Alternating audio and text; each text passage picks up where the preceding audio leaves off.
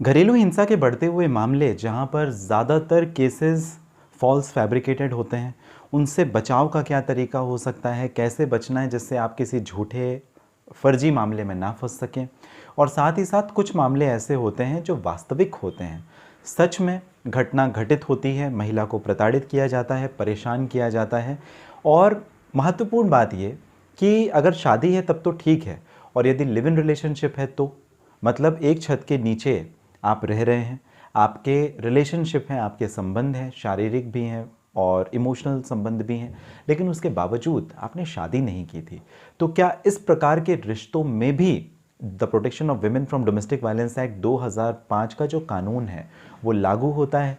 शिकायत दर्ज कराई जा सकती है क्या घरेलू हिंसा की? इस पर्टिकुलर वीडियो में हम करेंगे बात। और कौन कौन से ऐसे पैरामीटर्स हैं जहां पर ये नापा जाएगा कि आप लिव इन रिलेशनशिप में हैं इन अमाउंट टू मैरिज और नॉट।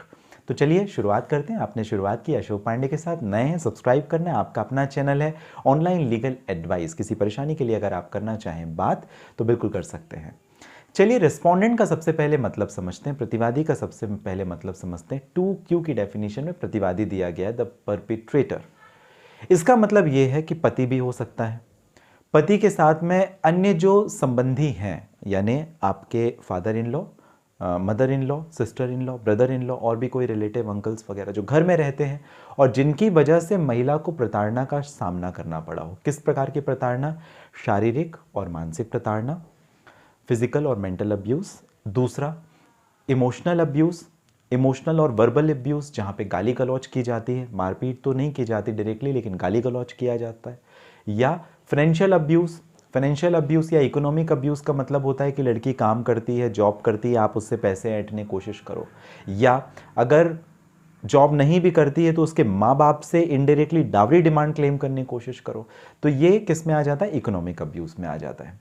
चौथे प्रकार का जो अब्यूज़ होता है वो सेक्सुअल अब्यूज़ होता है। सेक्सुअल अब्यूज़ मतलब शारीरिक तौर पर उसके साथ में उसकी मर्जी नहीं है, उसकी इच्छा नहीं है, फिर भी संबंध बनाना, तो ये क्या हो गया? ये सेक्सुअल अब्यूज़ हो गया। और इन सारी कंडीशंस पर मैंने आपको बताया था कि शिकायत कहाँ की जा सकती है। डायरेक्ट लोकल पुलिस स्टेशन में शिकायत अगर IPC 498A की करनी है तो।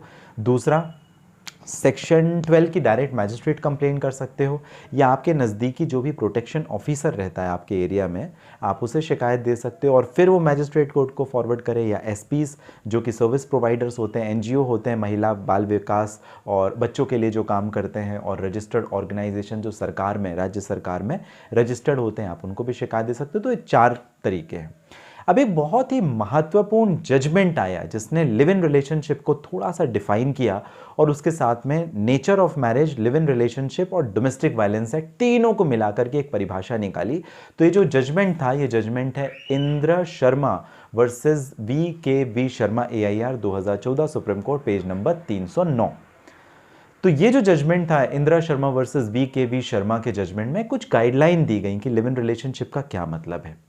पहली बात, लिव इन रिलेशनशिप यानी आपने शादी नहीं की फिर भी दोनों साथ में लड़का लड़की रहते हैं, बालिग होते हैं, अपनी मर्जी अपनी इच्छा के साथ, स्वतंत्रता के साथ में शारीरिक संबंध भी उनके बीच में होते हैं और कोई कानून का ये उल्लंघन नहीं है क्योंकि लिव इन रिलेशनशिप इंडिया में है वैलिड।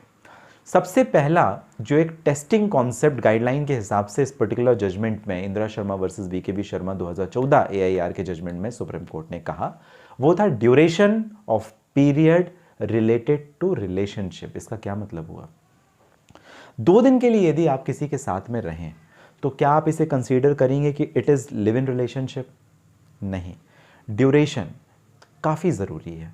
अगर 2 महीने, 4 महीने, साल भर या उससे ज़्यादा समय आप साथ में रहते हैं तो ऐसा माना जाएगा कि एक ड्यूरेशन है और दोनों लिव इन रिलेशनशिप में है। तो ड्यूरेशन का यानी समय का बहुत महत्वपूर्ण योगदान है लिव इन रिलेशनशिप और नेचर ऑफ मैरिज को कंसीडर करने के लिए।